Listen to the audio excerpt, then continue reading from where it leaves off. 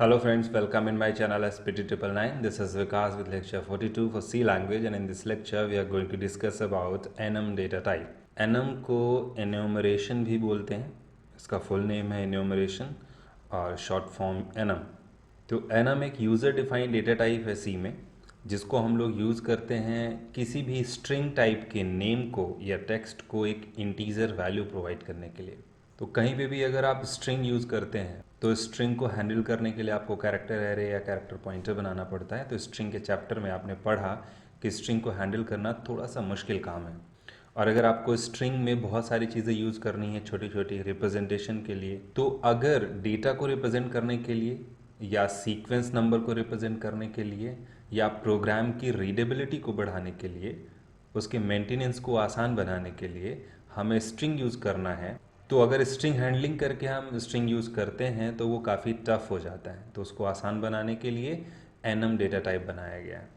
Readability का यहाँ पे मतलब है कि जैसे आप कोई प्रोग्राम बनाते हैं और उस प्रोग्राम में अगर सीक्वेंस के लिए नंबर देते हैं तो आपको हर एक नंबर के साथ उसकी करस्पॉन्डिंग वैल्यू को याद रखना पड़ता है.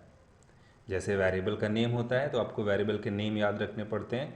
तो हम वेरिएबल का नेम ही ऐसा देते हैं जिसको देख के पता चल जाए कि ये किस तरह की वैल्यू को स्टोर करके रखे हुए. जैसे मान लीजिए मार्क्स स्टोर करना है तो हम वेरिएबल का नेम दे देते हैं मार्क्स. तो वेरिएबल का नाम देख के ही पता चल जाता है कि इसमें जो भी वैल्यू स्टोर है वो मार्क्स है. लेकिन अगर हमने उसका नाम x दिया होता तो उसमें पता नहीं चलता, हमें याद रखना पड़ता कि इसके अंदर वैल्यू किस चीज़ की है, क्या है. तो वैसे ही प्रोग्राम में अगर आपको सीक्वेंस नंबर देना होता है, किसी डेटा को रिप्रेजेंट करने के लिए आप वैल्यूज़ इनपुट कराते हैं, वैल्यूज़ यूज़ करते हैं, इंटीजर वैल्यूज़, तो प्रोग्राम को रीड करना, उसे समझना मुश्किल हो जाता है क्योंकि आपको हर एक वैल्यू के साथ उसकी स्ट्रिंग वैल्यू यानी उसका नेम याद रखना पड़ता है. और ये ज़रूरी नहीं है कि बहुत ज़्यादा नेम आप याद रख पाएँ. तो ऐसे में अगर किसी वैल्यू को आप इंटीजर की जगह कोई टेक्स्ट वैल्यू दे दें, कोई स्ट्रिंग वैल्यू दे दें जिसको पढ़ के रीड करके आप समझ जाएं कि इसमें क्या है, इसका सीक्वेंस नंबर क्या है या फिर ये वैल्यू किस चीज़ के लिए है, तो वो आसान होता है.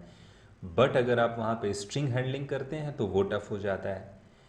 तो रीडेबिलिटी को बढ़ाने के लिए स्ट्रिंग को यूज़ करना और स्ट्रिंग का हेडेक दूर करने के लिए एनम डेटा टाइप को यूज़ करना. तो सिंपल लैंग्वेज में आप याद रख सकते हैं कि एनम एक यूज़र डिफाइंड डेटा टाइप है जो इंटरनली इंटीजर यूज़ करता है और इसका यूज़ करते हैं प्रोग्राम की रीडेबिलिटी और मेंटेनेंस को आसान बनाने के लिए. एनम कीवर्ड यूज़ होता है इसके डिक्लेरेशन में. एनम को हम ग्लोबल और लोकल दोनों ही बना सकते हैं और एनम प्रोवाइड करता है इंटीजर वैल्यूज़. तो आइए देखते हैं एनम का डिक्लेरेशन.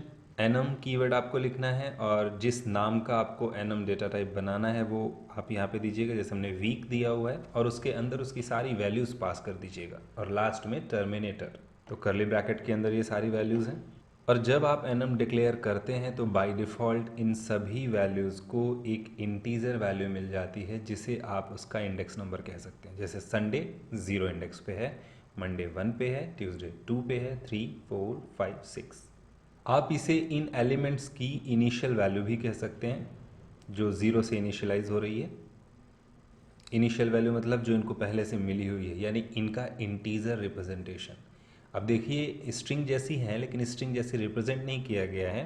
प्रोग्राम में आप ऐसी कोई भी चीज़ लिखेंगे तो वो एरर आएगी, लेकिन अगर आप एनम के अंदर लिखते हैं तो इसमें कोई एरर नहीं आएगी. तो देखिए स्ट्रिंग के फॉर्मेट में है तो इनको पढ़ना समझना आसान है और स्ट्रिंग हैंडलिंग नहीं करनी पड़ रही है क्योंकि ये एनम के अंदर रखे हुए हैं. इसके अलावा हम एनम की जो वैल्यूज़ हैं उनको मैनुअली भी इनिशियलाइज कर सकते हैं. यानी हम चाहें तो संडे की वैल्यू 10 रख सकते हैं, मंडे की 20 रख सकते हैं, ट्यूसडे की 30 रख सकते हैं. इक्वल करके यहीं पे वैल्यू दे दीजिए. मतलब कि हम इस पे वैल्यू इनिशियलाइज भी कर सकते हैं. ज़रूरी नहीं है कि इसकी इनिशियल प्री डिफाइंड वैल्यू ही उठाई जाए. तो आइए एनम का प्रैक्टिकली एग्जाम्पल देखते हैं.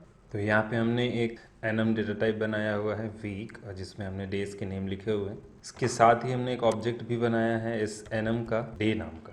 यहाँ पे हमने एक लूप स्टार्ट किया है संडे से लेकर के सैटरडे तक.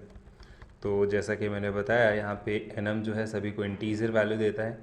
तो संडे यहाँ पे फर्स्ट एलिमेंट है, इसका मतलब 0 मिला होगा, 0 से लेके सैटरडे तक 7 तक.